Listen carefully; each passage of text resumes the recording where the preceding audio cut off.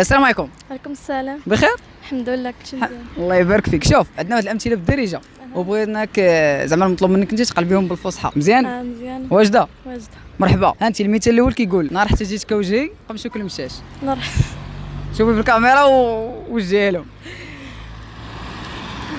نهار حتى جيتك وجهي قمشو كل مشاش. ما عرفتش. واحد دير شي محاوله على الاقل. اليوم احتجت وجهي خربطوك مشاش القطط. ها انت المثال الثاني كيقول فرش لولاد الناس فين ينعسوا ولادك. لا ما عرفتش. قم بتفريش لاولاد الناس اللي كيناموا ينام اولادك. ناري اللي كنجاوب. ها انت عندك هذا المثال ساهل، قال لك بغى يقاد ساعه عماه.